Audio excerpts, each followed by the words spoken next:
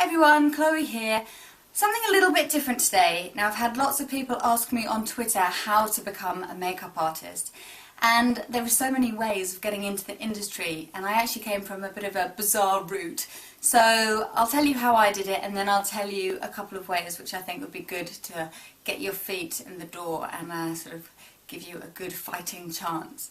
Basically, I have done art since I was 2, maybe younger. My mum's got some of my very first pictures, and I was always drawing faces and people, and that carried on throughout my schooling, and I went on to study art, and when I was older, probably about 18, I went on to study photography and graphics as well.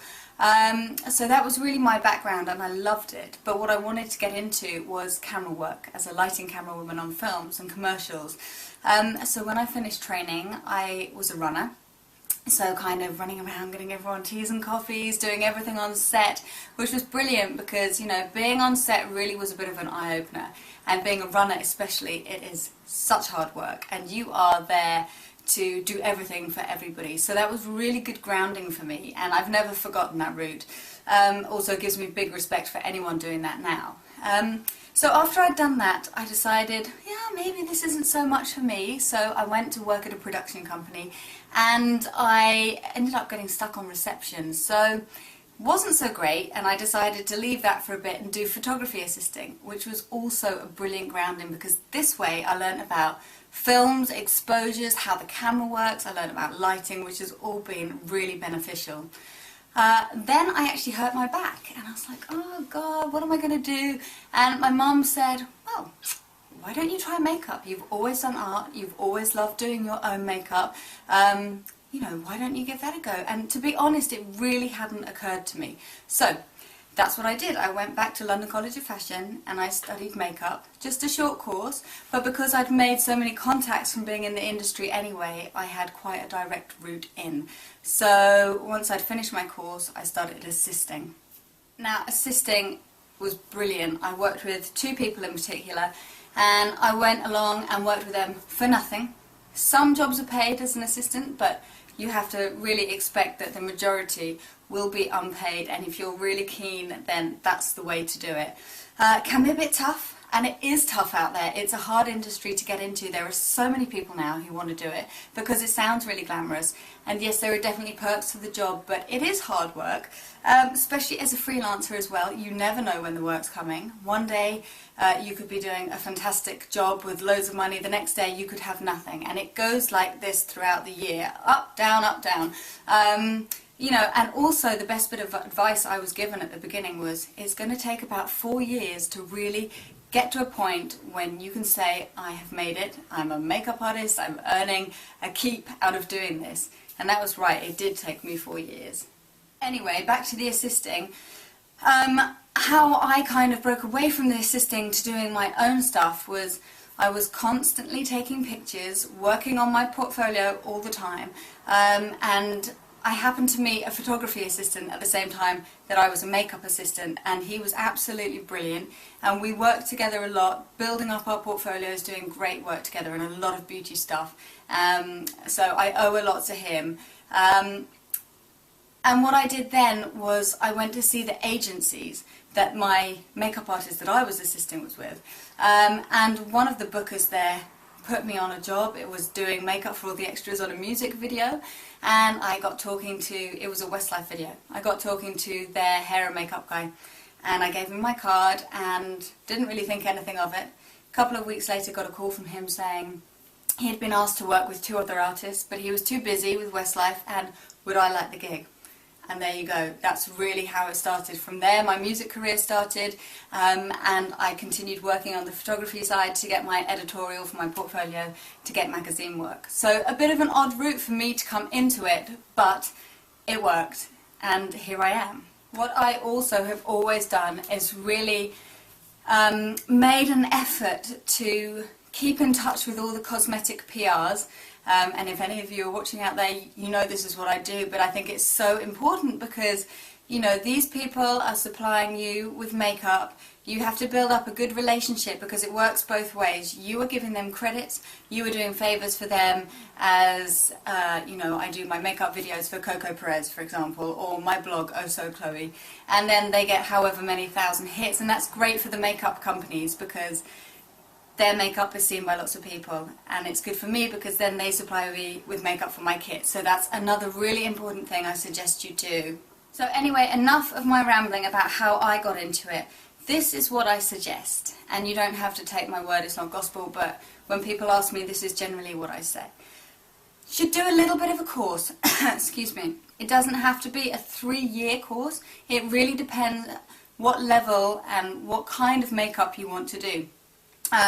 If you want to learn hair, prosthetics, special effects, makeup for movies, as well as fashion and beauty and media, across the board, yes, that's going to take a lot more training because the hair alone, you do wigs and all of that, which is something completely different, a totally different skill set, and I really don't do any of that. I kind of wish at the time I had, but I was paying rent and couldn't take that much time off work to do a really long course.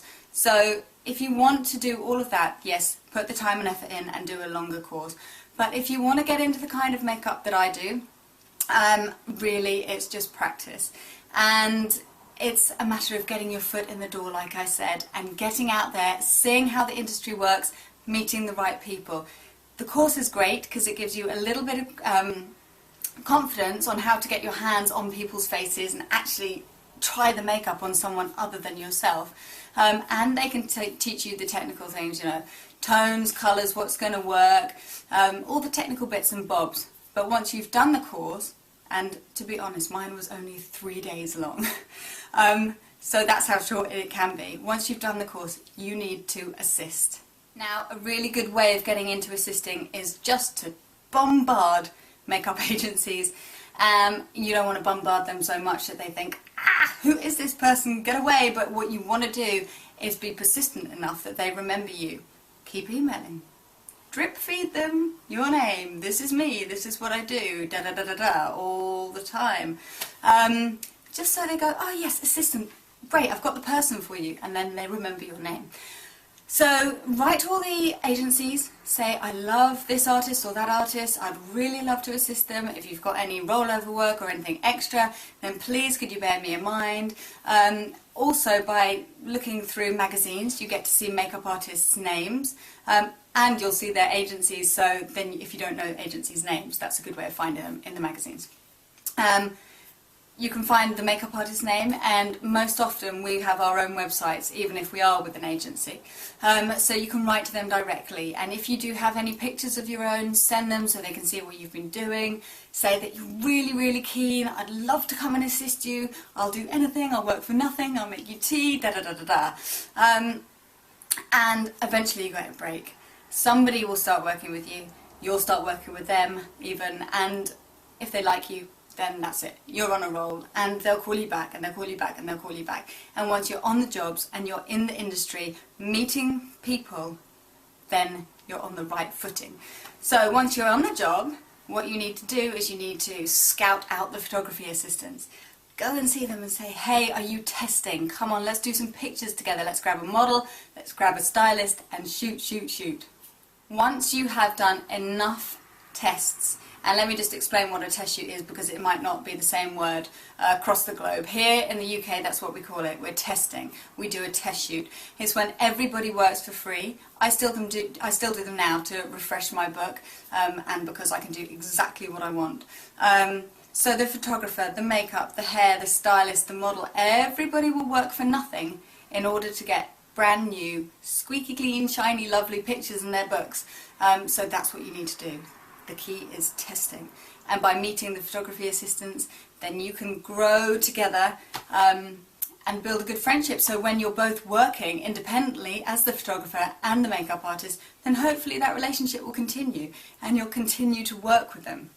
Right, what else? What else? So once you have got a portfolio together of all your lovely tests, then you need to get out there and see some people. There's something in the UK called Fashion Monitor, and within this, it has every single contact within like published media, websites, editorial. And then there's another book called The Knowledge, which is perfect for film. It's like the film Bible, commercials, filming, every single person in there that you need.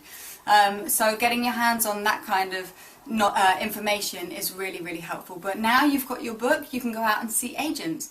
And they can be quite cutting, let me warn you. They don't take on just anybody, and you'll probably see quite a few before one goes, love it, love your work, great, come with us.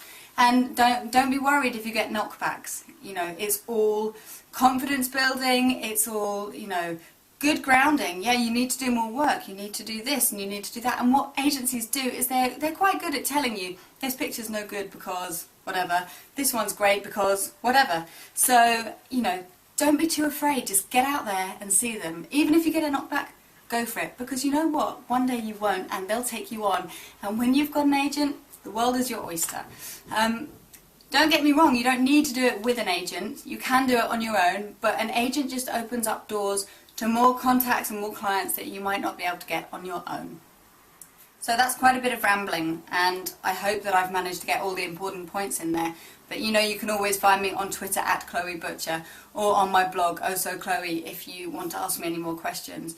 But one other thing I was going to say is that if you are based in the UK and you want to know any agencies, I can point you in the right direction, so don't hesitate to get in touch. Also, you know, come and assist me if you want, that's cool. I truly believe that getting out there on the job, assisting is the way to do it. So, you know, find me on Twitter, send me an email, chloe_butcher@btinternet.com, and you know, come and work with me, it's cool.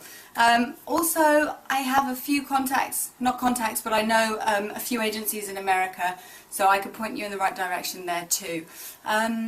I really hope that's helpful. You know, it is a tough industry, but my goodness, once you get into it, it's so much fun. And if you love makeup, and if you love being creative, and you love traveling and working with interesting people, then really it is the job for you. But just keep going, be persistent like I say, and if you need to ask me any more questions, get in touch. Have a good day. Bye!